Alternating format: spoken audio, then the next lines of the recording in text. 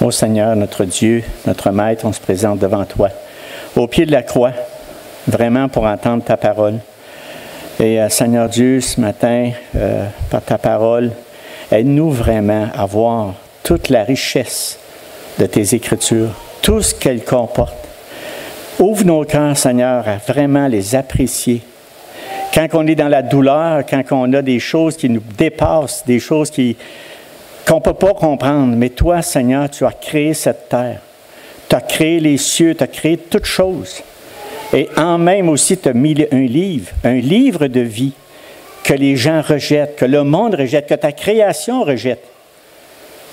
Et pourtant, Seigneur, tu es la vérité et la vie, le chemin.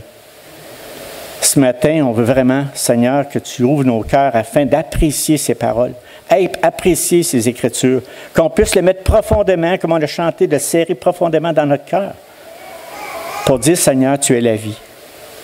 On veut vraiment te remettre ce temps de tes mains, puis, Seigneur, bénis-nous par ta parole. Dans le nom de Jésus. Amen. Voilà. Fait que c'est vrai, on va parler des Écritures. Vous savez, depuis le début de mars, bonjour à tous en passant. Là, je ne vais pas serrer tout le monde, il y en a plusieurs qui ont rentré, mais je vous salue. Et bienvenue à cette réunion pour entendre la parole. Justement, je recommence. Au début de l'année, depuis le début de mars ou fin mars, j'ai commencé vraiment à parler sur la grâce de Dieu sur plusieurs aspects. Sa grâce commune, sa grâce salvatrice, la puissance de la grâce, c'est tous ceux qui l'ont entendu, en tout cas l'assurance de sa grâce. De ceux qui sont déchus de sa grâce, de sa pleine suffisance de sa grâce et nos œuvres, de sa grâce avec nous et les autres, la différence d'un chrétien qui vit sans grâce et avec sa grâce, d'un chrétien qui vit pleinement sa grâce. En as-tu parlé de ça? Et finalement, nous devons veiller à ce que personne ne se prive de la grâce de Dieu. Ça, c'est dans le dernier message qu'on a fait, puis j'aimerais vous le lire parce qu'elle c'était profond, puis je veux débuter le message avec ça. C'est rechercher la paix avec tous et la sanctification. Comment on peut l'avoir, cette sanctification-là? C'est par les Écritures, sans laquelle personne ne verra le Seigneur. Veillez à ce que personne ne se prive de la grâce de Dieu. À ce qu'aucune racine d'amertume poussant des rejetons ne produise du trouble et que plusieurs en soient infectés. Pour que nous puissions veiller à ce que personne ne se prive de la grâce de Dieu ou de peur que quelqu'un manque de la grâce de Dieu, il faut vivre, mes frères et sœurs, pleinement sous la grâce de Dieu, en lisant et méditant la parole de Dieu, afin que quoi? Elle nous dirige pleinement dans nos vies. Ce qui se produit à ce moment-là, c'est que nous devenons, par le fait même, une grâce pour les autres, en donnant toute la gloire à Dieu, parce qu'il n'y a pas grand-chose qu'on a. Quand on est avec Christ, c'est tout pour sa gloire. Puis on peut lire là, dans différentes épîtres que j'avais mis, parce que j'avais quelques versets que je voulais dire, remarquez qu'à chaque épître de Paul, à chaque fin d'épître de Paul, il dit toujours quelque chose comme ceci, après avoir donné la parole aux chrétiens, il dit que la grâce du Seigneur Jésus-Christ, l'amour de Dieu, la communion du Saint-Esprit soit avec vous tous. Il finit ses épîtres comme ça, c'est dans 2 Corinthiens. À une autre place, il dit, frères, que la grâce de notre Seigneur, je viens de vous dire quelque chose. Maintenant, cette parole que vous avez entendue, je vous le dis, frères, que la grâce de notre Seigneur Jésus-Christ soit avec votre esprit. Amen. Ça, c'est dans Galates. Voyez-vous, puis encore là, dans Éphésiens, il dit que la grâce soit avec tous ceux qui aiment notre Seigneur Jésus-Christ d'un amour inaltérable. Donc, quand on a goûté la parole, on a lu la parole, elle nous baigne de sa grâce, automatiquement. On a un cœur plein de joie. Donc, dans ses épîtres, Paul nous révèle constamment la volonté de Dieu en nous disant que la parole de Dieu que nous venons de lire soit une grâce, ça soit une grâce pour chacun de nous. Qu'on puisse l'apprécier et goûter. Il faut partir d'ici. On n'a pas perdu notre temps, là, d'écouter la chose, mais qu'on parte édifié, encouragé par la parole de Dieu. Puis en même temps, pour que nous puissions aussi, pas rien que l'entendre, mais la mettre en pratique. C'est beau entendre, mais il faut la mettre en pratique dans nos vies afin que nous puissions devenir une grâce pour les autres. Hein? Ça revient toujours à ça. Donc, la vie chrétienne tout entière se vit comment? Sous le règne de la grâce de Dieu. Ma question, est-ce qu'on le comprend vraiment? Est-ce qu'on y croit? Moi, j'ai prié tantôt pour ça. C'est pour qu'on puisse sortir, parce que l'incrédulité nous empêche d'avoir sa grâce pleinement. On est incrédule, vous savez ça? Mais moi, je le sais, parce que je suis obligé de me battre avec ça. Donc, il faut éliminer, et Dieu peut éliminer l'incrédulité. Maintenant, pour y arriver, nous allons voir dans les prochaines semaines 4 moyens simples de grâce essentielle que Dieu lui-même a mis à notre disposition. Dieu, là, il a contrôle de tout. Il ne nous a pas envoyés comme ça, bon, puis il nous appelle, puis pas équipés de rien. Non. Il a mis cette écriture ici, tout écrit, qui vient de lui. Donc, les 4 moyens simples de grâce essentielle, par exemple, la première, la plus importante, bien, elles sont toutes importantes, mes frères et sœurs, mais la base, si tu n'as pas cette base-là, tu ne peux pas accomplir pleinement les autres. Je ne peux pas dire que tu ne peux pas le faire, mais tu ne peux pas l'accomplir pleinement. Et la première, c'est l'étude des Écritures. C'est ce qu'on va voir aujourd'hui. La deuxième, c'est la dévotion à la prière. Si tu n'as pas l'étude des Écritures, comment avoir une dévotion pour la prière? La repentance et la confession. Si tu ne connais pas les Écritures, comment tu peux avoir de la repentance et de la confession? Tu ne le vois même pas. On n'a pas de misère, nous autres, les humains, à cacher nos péchés. Et le dernier, c'est la participation à la vie et au ministère de l'Église locale. Donc, on part d'où? Si on ne part pas des Écritures, si on n'a pas ça pleinement dans notre cœur, on ne peut pas accomplir les 3 autres moyens de grâce que Dieu nous a donnés pour grandir. Vraiment. Puis ça, c'est un moyen, bien, parfois on va dire, bien là, Gérard, as-tu inventé ça? Je n'ai absolument pas inventé ça. Depuis le commencement, depuis que Christ a instauré son Église, pendant des siècles, c'est un moyen de grâce, c'est un don que le Seigneur nous a donné à son Église. Pourquoi? Pour sa sanctification et sa croissance dans la sainteté. C'est simple, hein? Mais il y a du rêve. Mais je veux dire, il faut rester proche pour arriver là. Donc, en d'autres mots, les moyens de grâce essentiels que je viens de nommer désignent les moyens ordinaires de la grâce ou la manière ordinaire dont Dieu a décrété. Quand je dis décréter, c'est lui qui a décidé avec autorité que les chrétiens grandiraient en conformité avec le Christ. Et c'est ça qu'on va voir aujourd'hui. Un de ces moyens-là, c'est les Écritures. Les Écritures, c'est la Bible. Hein? On se comprend? Bon, c'est la Bible. Et mon point là-dedans, regardez bien, j'ai mis une déclaration, puis je l'ai mis dans le communiqué pour qu'on puisse vraiment... si vous voulez faire un rappel de tout ce qu'on va parler, relisez le communiqué. On met toujours un centre, un point central, et je le lis ici. Les Écritures communément appelées la Bible est le moyen de grâce simple et ordinaire que Dieu utilise pour faire croître son Église. Vous allez dire, c'est simple, là, mais c'est ça. Négliger et abandonner ce moyen de grâce simple et ordinaire nous amène à rester dans une famine spirituelle. C'est clair, mes frères et sœurs. On tombe dans une famine spirituelle, on est avec Dieu, mais on reste aveugle, tout en restant aveugle aux vérités divines. Spécial, hein? Donc aussi, non seulement nous devenons des enfants flottants et emportés à tout vent de doctrine, tout ce qui se passe, tout ce qui s'entend dans l'Internet partout, on est tous accrochés à ça, on s'est pu s'orienter par la tromperie des hommes, par leur ruse, par les moyens de séduction. Nous verrons, on va voir, l'importance de mettre en pratique ce moyen simple de grâce, essentiel dans nos vies de tous les jours, afin de quoi? De croître dans la connaissance de Dieu, de son Fils et du Saint-Esprit. On va voir ça en... Vous savez, il y en a tellement à dire, puis on est là toutes les semaines. J'ai pas tout le problème, moi, là, aujourd'hui. Je fais juste vous donner quelque chose à mordre. Quelque chose qui me donne, premièrement, pour moi, du zèle, mais j'espère, par l'Esprit Saint de Dieu, que vous soyez, vous autres aussi, sortir zélés à lire les Écritures. Premièrement, nous allons voir l'importance des Écritures. Après ça, on va voir la véracité des Écritures inspirées. Parce qu'il y a beaucoup d'incrédules qui disent « Ah, c'est écrit par des hommes, c'est pas Dieu qui s'y met dedans. » Donc, on va toucher ça un petit peu. L'étude des Écritures. Je vais faire un petit tour. Comment on fait l'étude des Écritures? Après ça, l'exposition des Écritures. Qu'est-ce que je fais dans le moment? J'expose les Écritures. Et finalement, l'utilisation des Écritures dans le culte. C'est toutes des choses brèves qui pourraient avoir des heures, mais je vais en donner assez pour qu'on puisse comprendre que le fondement des Écritures est essentiel dans nos vies. Bon, L'importance des Écritures. Là, tenez-vous bien, parce que j'ai dit, comment je vais lui dire ça? Vous savez, on vit à une époque de fast-food. En anglais, ça se dit, ça. Mais en français, c'est restauration rapide. Nous choisissons ce type de restaurant parce que ça ne prend pas beaucoup de temps, je le fais moi-même, pour avoir un repas à manger. Nous faisons cela parce que nous disons que nous n'avons pas le temps de nous préparer à manger et que nous voulons faire d'autres choses de plus importantes que de prendre le temps de se faire à manger. Ben, c'est-tu vrai ou pas vrai? Fast-food.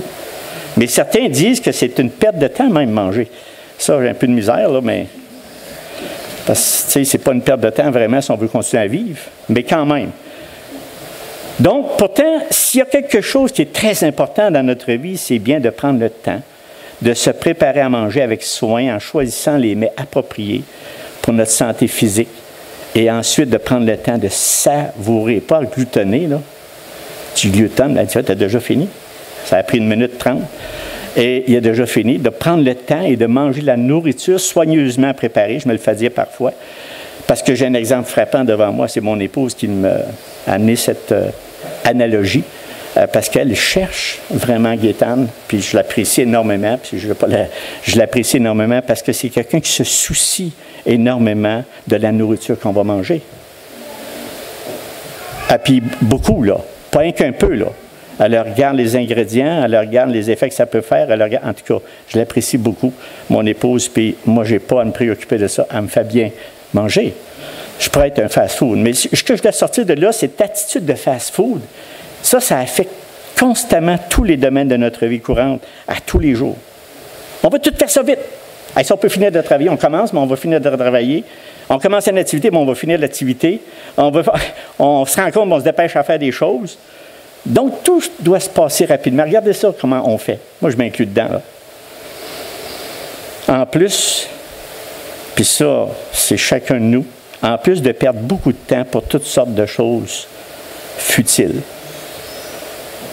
Qui veut dire, ça, futile, ça, c'est s'occuper des choses qui sont dénuées de valeur, peu importantes et non nécessaires pour nos vies.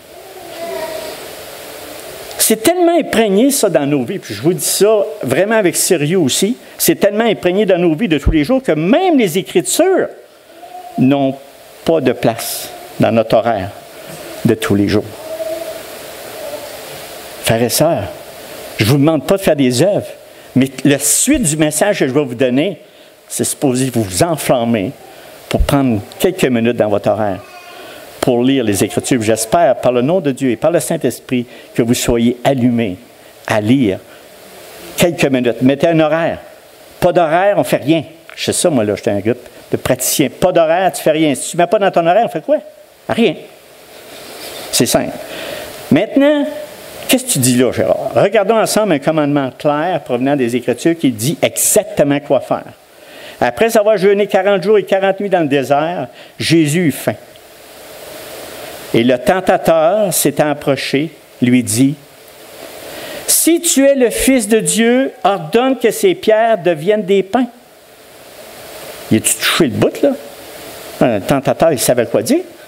40 jours, 40 nuits, sans manger. Tu n'avais pas faim, tu n'aurais pas faim? Ah, tu as faim. Et Jésus lui répondit, « Il est écrit, l'homme ne vivra pas de pain seulement. » C'est pour ça que j'ai pris l'analogie tantôt du fast-food, du manger, de prendre le temps. C'est ça que le Seigneur dit. L'homme ne vivra pas de pain seulement, mais de toute parole qui sort de la bouche de Dieu. Si on arrête de manger, mes frères et sœurs, on meurt physiquement parlant. Mais si on arrête de se nourrir de cette parole, ces Écritures que Dieu a mis en place, ben, on meurt spirituellement.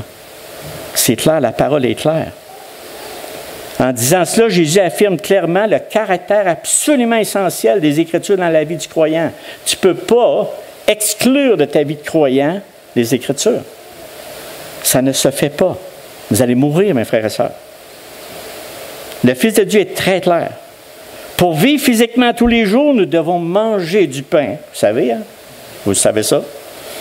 Mais pour vivre spirituellement tous les jours, nous devons nourrir notre esprit de la parole de Dieu ou des Écritures à tous les jours. Et ça, on a de la misère à croire. On est du fast-food, on fait vite. On entend pour faire passer à d'autres choses.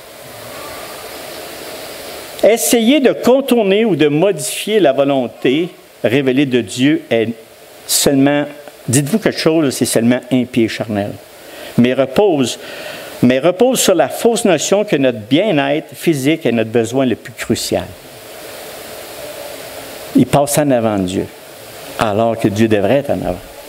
Puis lui, il va te donner la vie. Lui, il va te donner le goût de vivre, l'espérance de vivre.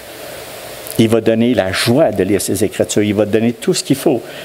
Puis nous, on met nos besoins cruciaux, nos besoins physiques en avant de tout ça. Jésus, par cette parole que je viens de vous lire, contredit cette conception. Il dit non, tu ne mangeras pas de pain seulement, mais de toute parole qui sort de la bouche de Dieu. Vous savez, c'est si naturel pour nous autres. Tu sais, on s'en va et on mange à chaque jour. C'est si naturel. On n'a pas besoin. Hey, là, il faut que je mange. Non. Il n'y a pas quelque chose qui vous dit que vous devez manger. En tout cas, passe une journée, mais non, ça ne passe même pas une journée. Vous allez avoir une alarme. Donc, ça ne marche pas. Donc, le principe que je veux vous dire, mais pour ça je vous dis, ce n'est pas des œuvres, mais notre appel qu'on a de Dieu, c'est d'avoir cette sensibilité. Hey, c'est vrai, il faut que je parle à mon Dieu. Au Dieu, il faut qu'il me parle. Idéalement, c'est plus Dieu qu'il faut qu'il me parle. Moi, j'en ai besoin parce qu'on est humain. On est humain et puis on rejette ça. On n'a pas besoin. On n'a pas besoin. C'est tout simplement ça. Je suis capable de vivre sans cette parole. Non, ce n'est pas vrai. Donc, par ce simple verset, Jésus dit, en d'autres mots, ce n'est pas la nourriture qui est la partie la plus nécessaire de la vie. La seule vraie source de l'existence de l'homme est la puissance créative, fortifiante et nourrissante de Dieu. Tu revis. Une autre mauvaise pensée que j'aimerais vous souligner, c'est de penser et croire que nous savons tout de ce que l'Écriture a à dire. Ça, là, c'est une séduction. Là, je peux vous dire qu'on se séduit nous-mêmes et nous nous privons, mes frères et sœurs, énormément de la grâce de Dieu. Puis la grâce de Dieu, il veut nous bénir par sa parole, constamment, à tous les jours. Puis je veux vous donner des exemples tantôt, clairs. Mais c'est parce qu'on n'y a pas goûté. Ce qui dit, quand tu n'y as pas goûté, tu as de la misère à croire ça, là. Non. C'est une mauvaise pensée. On découvre constamment. Je vous le dis, prenez le temps. On va le faire tantôt. Directement, on va prendre le temps. Puis là, regardez ce que la parole dit puis ce que votre esprit dit. Qu'est-ce que ça fait? Bien, on vit, mes frères et sœurs, à une époque où trop de croyants sincères s'en remettent aux prédicateurs. Puis ça, là, je ne veux pas être méchant là, sur Internet, aux blogs, aux publications, aux médias sociaux, puis après ça, on s'en va, puis on ne finit pas. C'est plus que ça. Juste écouter, c'est pas assez. Juste écouter, ça a une différence. Puis je ne méprise pas, là. Je ne veux pas mépriser personne qui amène une prédication, une parole de Dieu sur Internet ou un blog. Ce que je vous dis, il y a une grande différence entre le fait de prendre quelques minutes puis lire les Écritures pendant 5-10 minutes. Tu peux en lire un par jour, mais réfléchis dessus pendant une demi-heure, puis tu vas voir, il y a une différence. Vraiment. Peut-être que je n'ai mis pas mal, là, mais des fois, il y en a qui ça demande peut-être 1 heure. Mais tout ça pour dire que ça rentre dans ton âme. Bien que certains de ces éléments puissent être utiles, rien ne remplace le moyen simple de grâce de lire et méditer les Écritures que le Seigneur lui-même a donné à son peuple. Pourquoi? Pour grandir efficacement. Pour ça, ta chanson est appropriée pour les petits. Mais c'est bon pour les grands. C'est excellent pour les grands. Donc, par la grâce de Dieu, mes frères et sœurs, ma prière aujourd'hui, c'est que le Saint-Esprit, que nous puissions saisir vraiment l'importance des Écritures, qui révèlent avec précision tous les buts, les objectifs de Dieu. Elle révèle une vérité absolue. Pas éphémère, pas peut-être, absolue, totale, complète, sans réserve. De qui est Dieu? Elle révèle l'extrême puissance de Dieu, ressusciter des morts, guérir des aveugles, nourrir des 5000 personnes. Qui peut faire ça, là? Avec 5 pains et 2 poissons. Le déluge, les 10 plaies d'Égypte, ouverture de la mer Rouge pour faire passer son peuple. Elle révèle sa souveraineté. Il y a des problèmes sur la terre, mais Dieu est en contrôle. Je dis, Gérard, tu parles de... Non, il est en contrôle. C'est lui qui est en contrôle. Il est souverain. C'est une autorité suprême, absolue, totale, complète, sans aucune réserve, sur toute la terre, sur tous les cieux, sur tous les êtres humains et toutes ces créatures, ainsi que tous les animaux terrestres, tous les oiseaux qui volent dans le ciel et tous les poissons de différents qui vivent dans les eaux. Il n'en échappe pas un. Puis même nos poils sont comptés sur la tête. Oui. Ici, le nombre de poils qu'on a sur la tête. Donc, pour terminer ce premier point sur l'importance des Écritures, ce simple petit verset est extrêmement important, mes frères et sœurs, à comprendre et à méditer. Juste ça.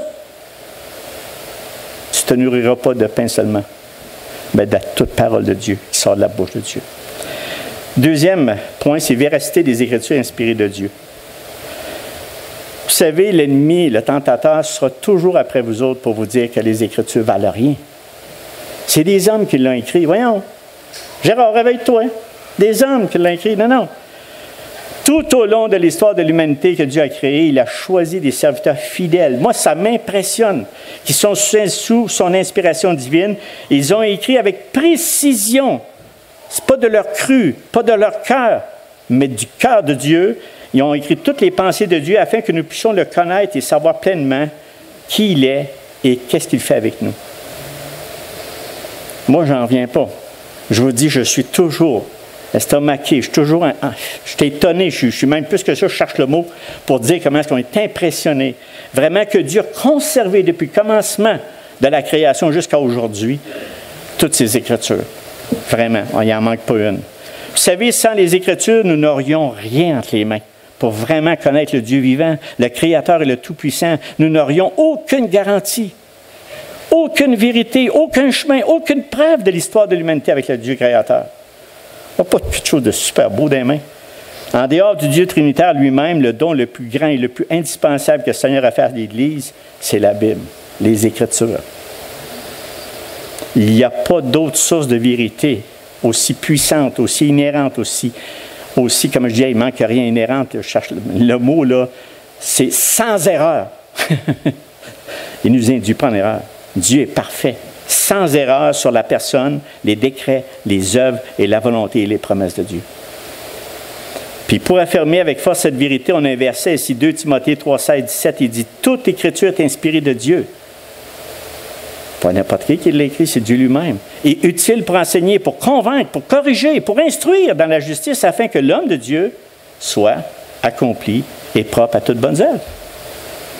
Vous savez bien que les Écritures n'ont pas besoin de validation humaine quand tu regardes tout ça comme Paul le dit dans Romains.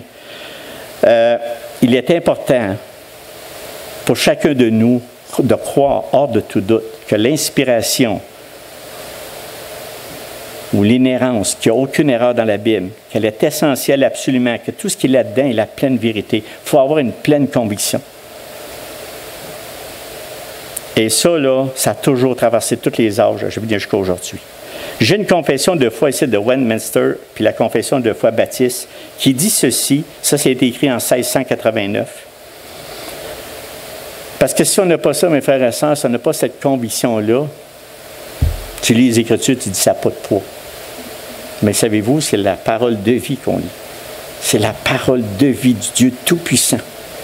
On dit ceci ici, l'Écriture sainte est la seule règle suffisante, certaine et infaillible de toute connaissance à salut, de foi et d'obéissance, pour que la vérité soit préservée et mieux propagée, et afin que l'Église soit d'autant plus sûrement établie et affermie en face de la corruption de la chair, de la malice de Satan et du monde. Il a plu au Seigneur de la mettre tout entière par écrit. Je suis bien content. Puis est immuable.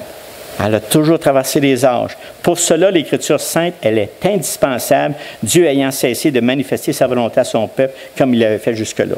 Il était un bout qui a commencé avec ça, mais en dernier, il l'a écrit. Donc, si on hésite moindrement à croire l'inspiration, notre vie chrétienne restera toujours chancelante.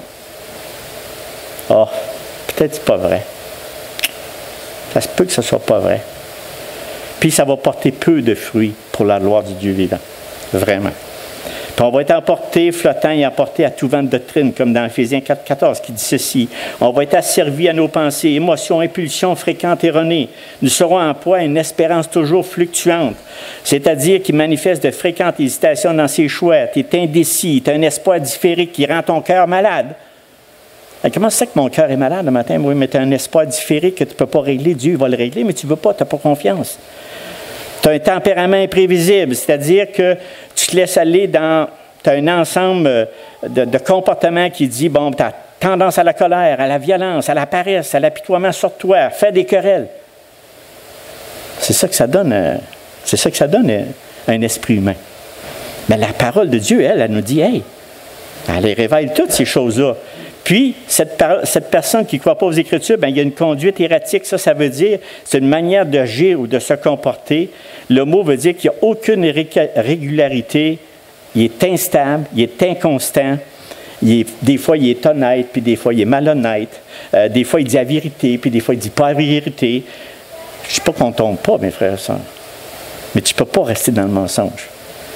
Tu ne peux pas rester dans la malhonnêteté. Il faut que tu te ramènes à l'honnêteté. C'est ça que je veux dire. Quand tu n'as plus les Écritures, quand tu n'as pas ce focus-là, quand tu ne crois pas à la parole inspirée, c'est ce qui arrive.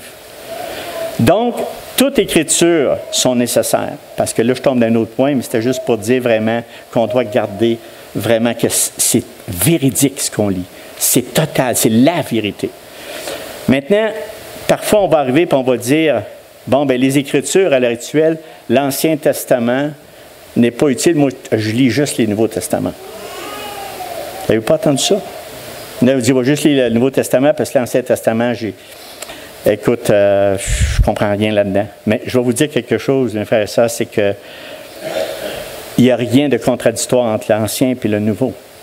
C'est la suite. Moi, ce que j'aime et que je découvre année après année, c'est le lien. Et ça, là, je dis, Seigneur, merci de m'avoir donné le commencement. Au commencement était.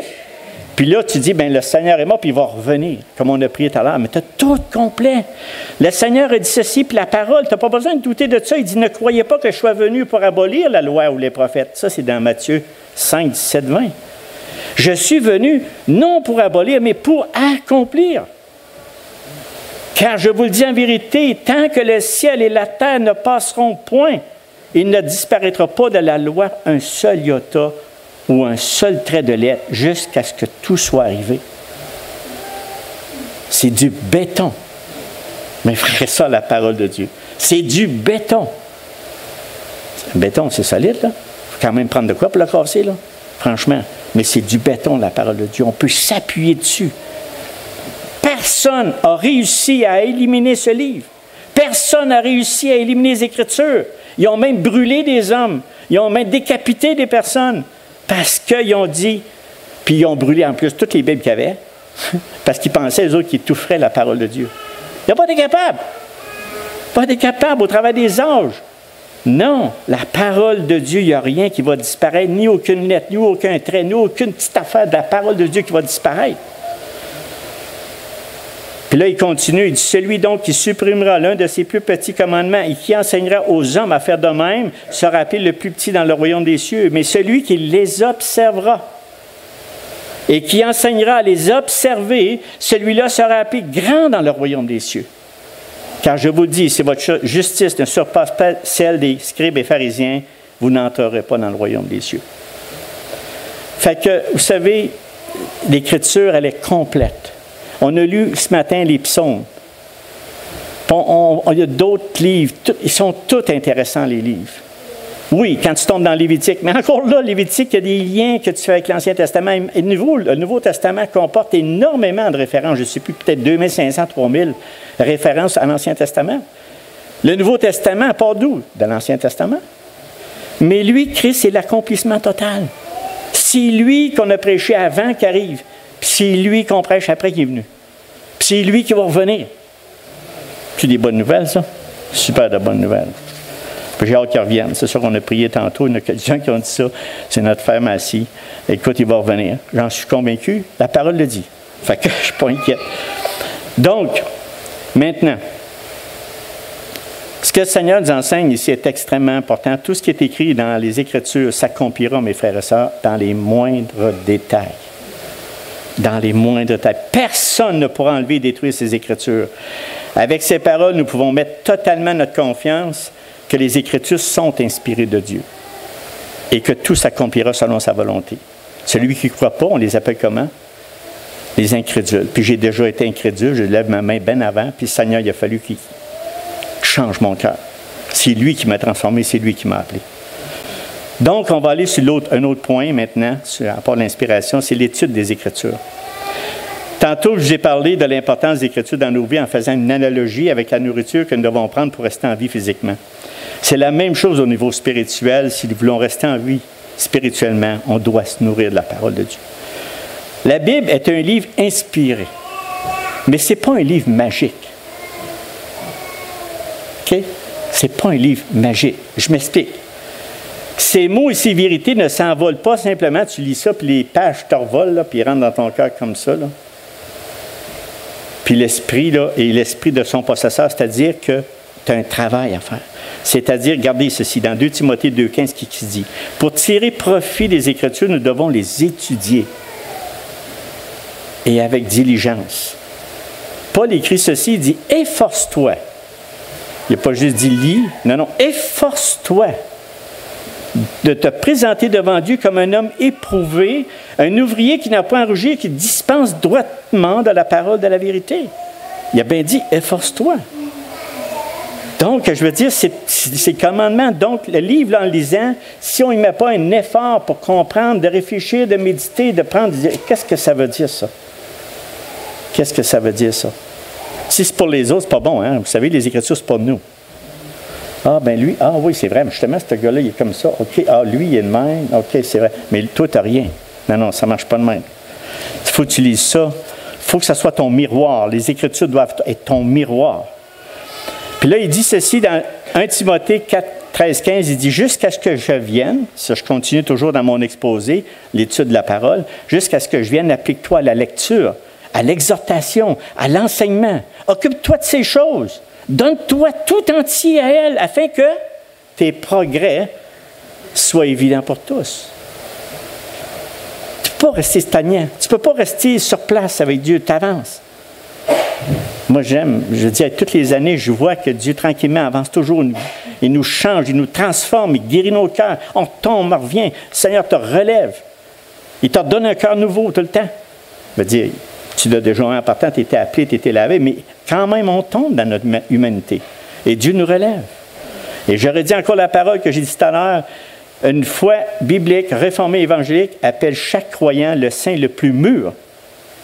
Ce n'est pas parce que ça fait 40 ans, je peux vous le dire, ou que ça fait 50 ans que tu lis les Écritures, que tu n'as pas besoin.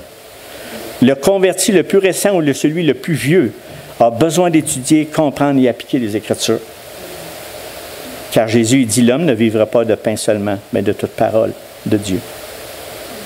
Il ne pensait pas juste aux pasteurs en passant. Il pensait à tous les enfants de Dieu. Si nous sommes pleinement convaincus et engagés à étudier les Écritures personnellement avec sérieux et constance, tous les autres moyens de grâce que Dieu a mis à notre disposition pour grandir dans sa parole ne sera pas... Attendez une minute. Si tous les autres moyens de grâce que Dieu a mis à notre disposition pour grandir sa parole ne nous sera utile, pas utile, pourquoi? Parce que, non, je me suis dédié, hein? Vous avez tout compris, m'avez suivi, c'est pas grave, ça m'arrive que je m'en fâche. Donc, parce que les Écritures sont la base, pourquoi qu'on a besoin d'étudier, d'être engagé à étudier? Parce que les Écritures sont la base fondamentale pour avoir la dévotion. C'est ça, je vous l'ai dit en fin de compte. Pour avoir le restant des moyens de grâce, il faut que tu aies la base qui sont les Écritures, la dévotion de la prière, la repentance et la confession et la participation à la vie et au ministère de l'Église locale. Mais c'est des choses qu'on va voir plus tard, mais c'est la base. Est-ce qu'on comprend bien ce que je viens de vous dire? En d'autres mots, si vous dites que vos prières personnelles sont inefficaces, ou que vous avez de la difficulté à prier, si votre cœur est plein d'amertume envers les autres, croyants et non-croyants, ou que les autorités gouvernementales et principalement les frères et sœurs, tu sais que ça n'a aucune importance pour vous autres, en plus que votre participation à la vie d'église locale est boiteuse et sans trop de conviction, ou encore un autre extrême d'un chrétien qui dit qu'il est à l'autre, c'est la personne qui se dit chrétienne mais qui se vante de ses richesses avec orgueil et arrogance. Elle loue le Seigneur d'être une personne spéciale par rapport aux autres. Elle aime certains passages des Écritures, les autres, elle ne les aime pas, jusqu'à ce qu'il fasse son affaire, qui correspond vraiment à ses objectifs personnels. Si tu suis Jésus, il va te donner de la richesse. Ah, celle-là, c'est intéressant. Moi, j'aime celle-là, puis je la garde. Les autres, pour la repentance, oublie ça. OK? Donc, cette même personne n'aime pas les prières. Ce que je viens de vous dire, cette personne-là qui est à l'autre extrême, qui se dit de Jésus, ni la repentance et la confession de ses péchés, car la personne se croit juste et intelligente. Elle n'aime pas la participation de la vie de l'Église locale, car elle trouve cela pénible et pas utile.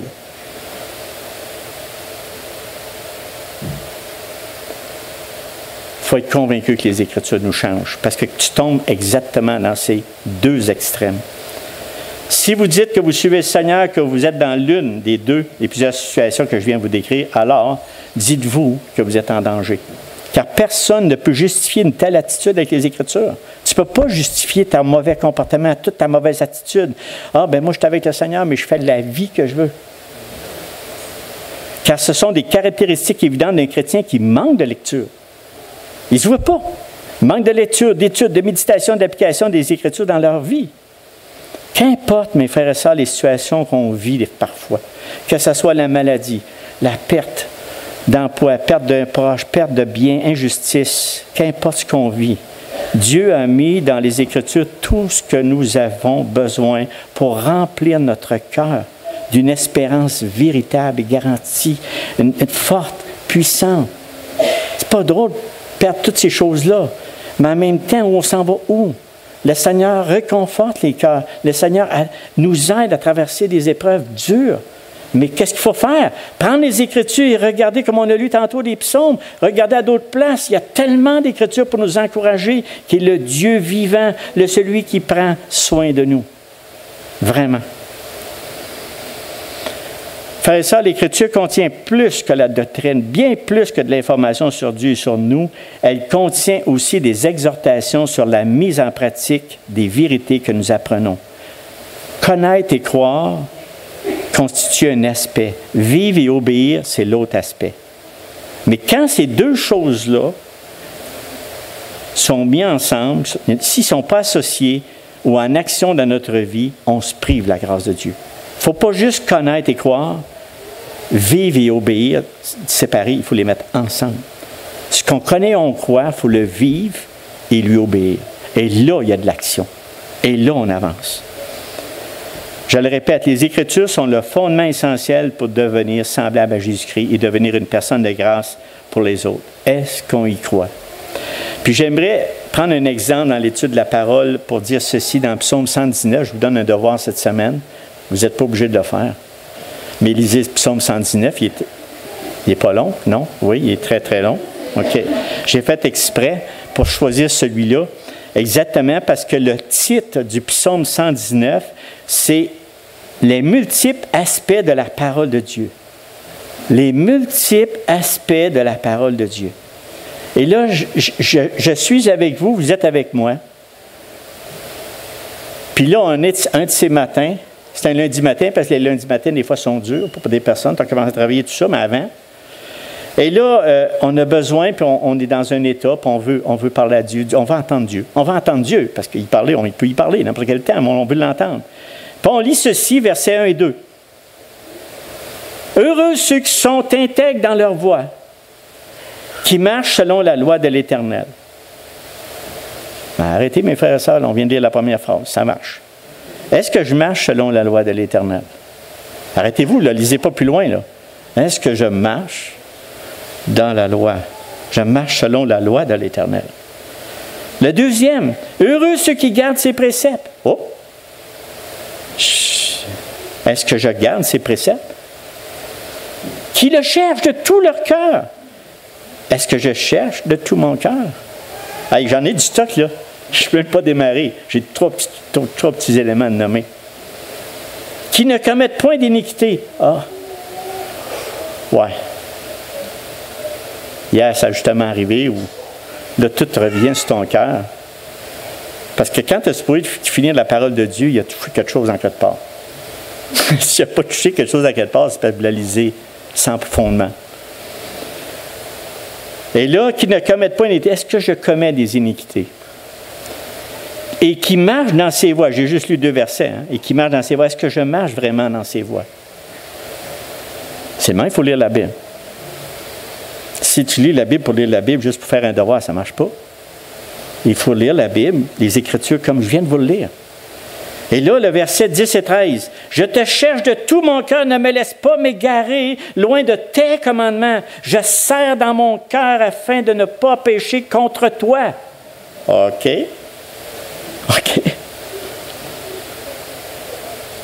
Vous savez, l'inverse de ça, ça veut dire, je ne serre pas ta parole dans mon cœur afin de pécher contre toi. OK? Fait que, mais la positive là-dedans, ne laisse pas m'égarer loin de tes commandements. Je serre ta parole dans mon cœur afin de ne pas pécher. Quand tu commences à dire, wow, Dieu a des choses à me dire. Béni sois-tu, ô Éternel, enseigne-moi tes statuts. De mes lèvres, j'énumère toutes les sentences de ta bouche.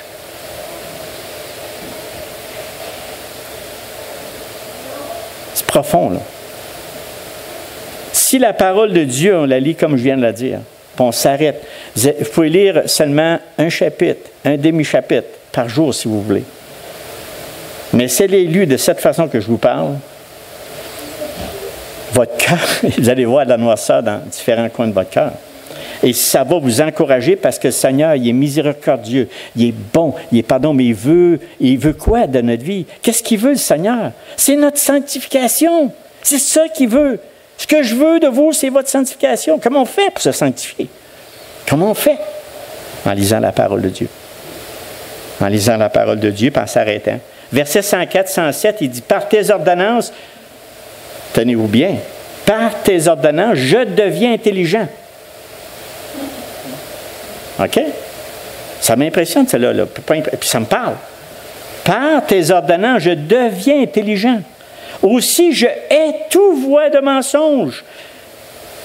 Ta parole est une lampe à mes pieds et une lumière sur mon sentier. Je l'ai fait, j'avais pris exprès, mais je ne suis pas content que tu chantes ça. Louise et Robert, et avec Florent, va dire toute cette... C'est vraiment ça, ta lampe. Ta parole est une lampe à mes pieds, une lumière sur mon sentier. Je jure et je le tiendrai d'observer les lois de ta justice.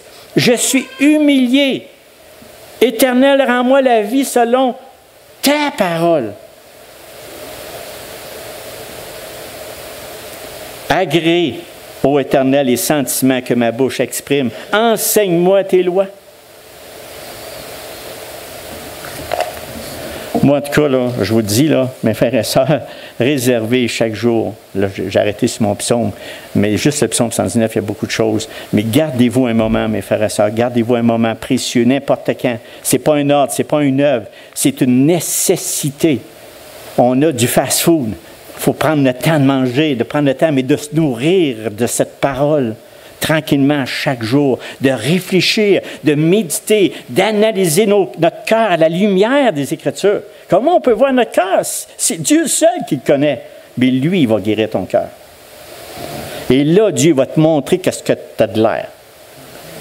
Des fois, c'est pas cute. C'est pas drôle. Mais Dieu veut notre sanctification. Donc, maintenant, l'exposition des Écritures. La lecture et l'étude personnelle des Écritures s'accompagnent de l'enseignement et la prédication. On fait une exposition des Écritures aujourd'hui. Puis, vous savez, qu'est-ce que vous désirez, mes frères et sœurs? Puis, je parle pour moi, parce que moi aussi, je suis assis où vous êtes, parfois, puis c'est quelqu'un d'autre qui enseigne la parole. Puis, ce qu'on doit, dans l'exposition des Écritures, ce qu'on doit prier, c'est de prier pour que les personnes qui enseignent, qui proclament haut et fort l'Écriture, la vraie vérité, parce que c'est un grand moyen pour le peuple de Dieu. Vous savez, on vient ici, moi je ne veux pas vous faire perdre votre temps. Vous êtes ici ce matin, vous sortir édifié. Je ne suis pas là pour vous accuser, je ne suis pas là pour vous donner des sentiments de culpabilité, je suis là pour vous stimuler notre esprit. L'Esprit de Dieu devrait vous stimuler. Pas moi qui fais ça, c'est Dieu qui le fait. Pour qu'on ait le goût. Et puis il faut prier là-dessus, que les pasteurs s'intéressent.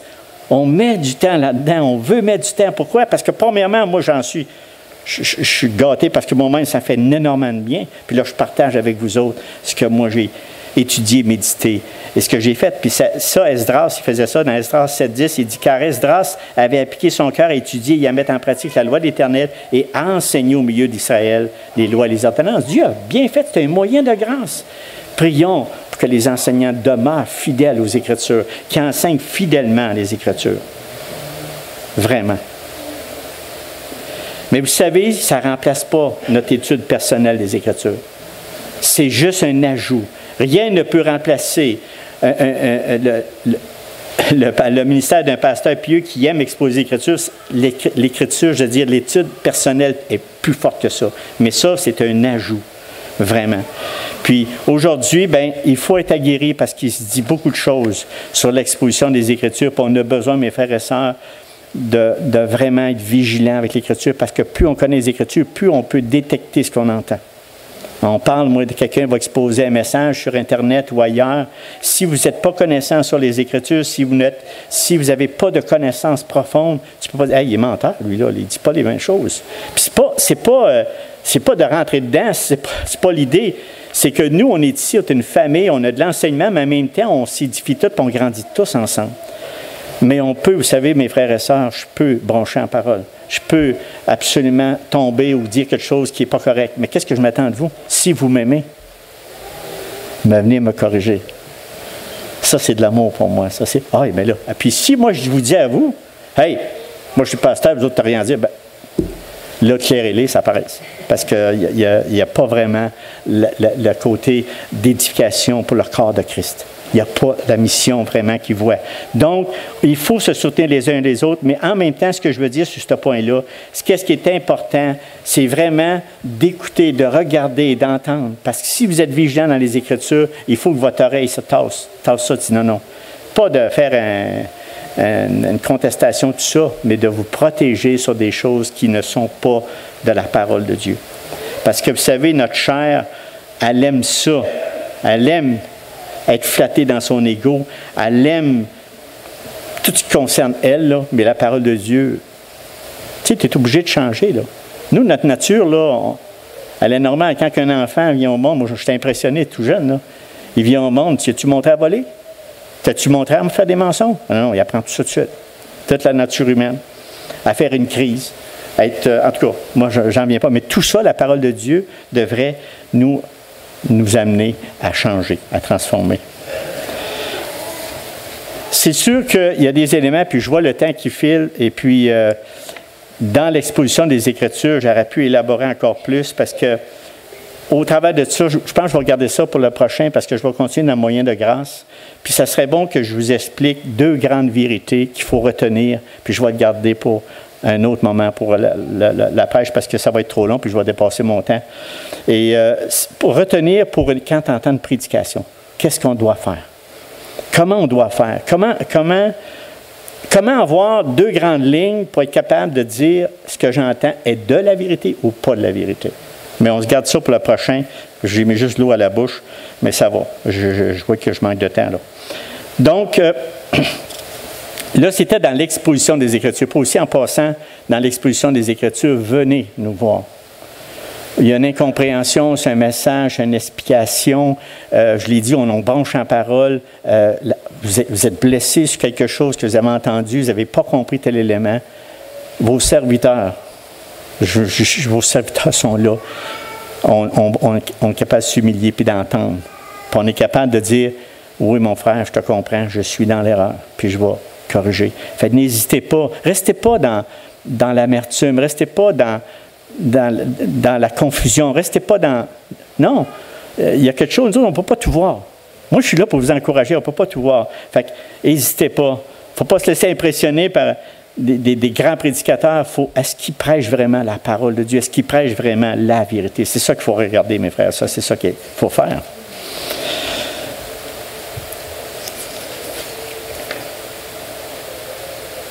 Oui, ça, je vais faire ça. Donc, je vais aller au dernier item, l'utilisation des Écritures dans le culte. Si vous avez remarqué, depuis 1 an et demi, 2 ans, on lit l'Écriture, beaucoup plus qu'avant. On lit le chapitre au complet. La réunion de prière, on fait un chapitre au complet. Ça, c'est quelque chose que je trouve, on pense qu'on a inventé de quoi.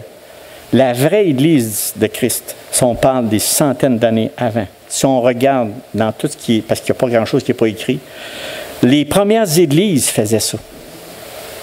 Puis là, on dit, « Hey, mais c'est tannant, ça. Passe 15 minutes, 10 minutes, lire la parole de Dieu. » Mais vous savez, c'est important. Moi, j'aime ça. J'espère, mes frères et sœurs, que vous aimez ça. On rentre dans le culte, on lit la parole de Dieu, on entend la parole de Dieu, ça nous donne vraiment. Puis ça, ce que ça fait, c'est qu'on prend Dieu, il est tout là. Comme tu as prié, Jonathan, c'est Dieu, le Père, c'est le Fils, le Jésus-Christ, qui dirige cette assemblée, qui dirige nos esprits, qu'on sorte d'ici édifié par sa parole, par les Écritures. Donc, je trouve que c'est une bonne habitude parce qu'on applique vraiment ce qui est écrit dans 1 Timothée 4,13. Il dit « Jusqu'à ce que je vienne, applique-toi à la lecture et à l'exhortation et à l'enseignement. » Donc,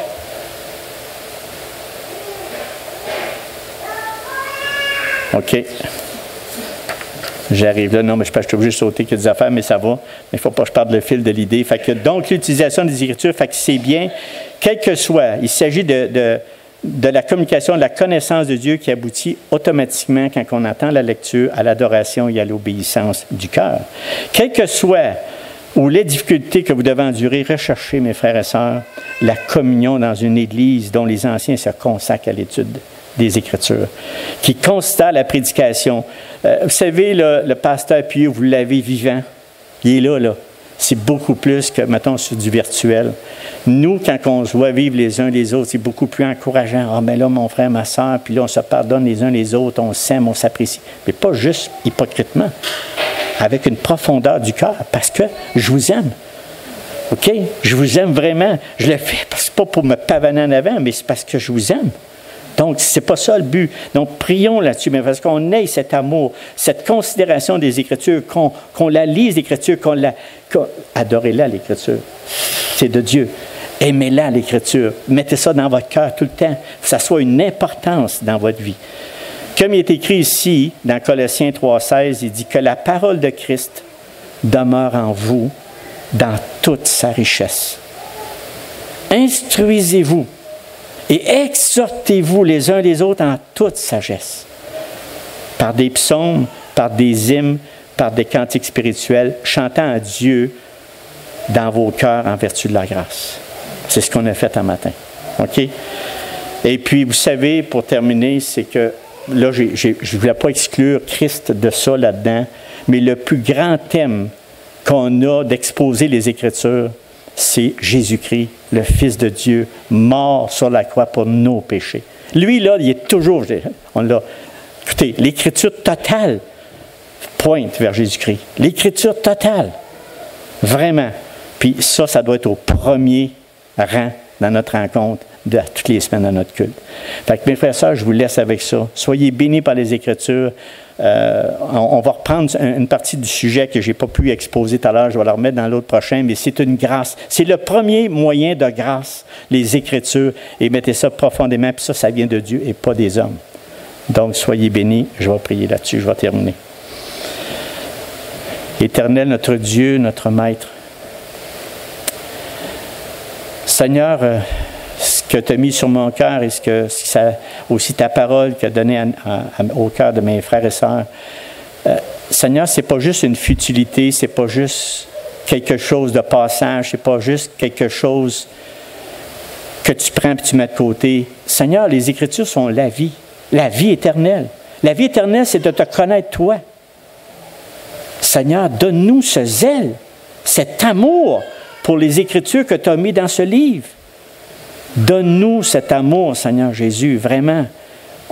Puis enlève toute notre chair au travers de ça, puis qu'on puisse prendre du temps, mettre ça dans notre horaire. Dis-moi, je fais 10 minutes, 15 minutes, pas pour faire des œuvres, mais parce que ta parole est tellement précieuse. Seigneur, merci de nous avoir conservé ce livre à venir jusqu'à aujourd'hui. Merci qu'on puisse l'étudier, la lire à tous les jours. Seigneur, je veux te remettre tous mes frères et sœurs entre tes mains, Seigneur. Dirige-nous, fais-nous du bien, puis que le Seigneur nous bénisse, bénis-nous complètement, Seigneur, avec les Écritures, dans le nom de Jésus. Amen.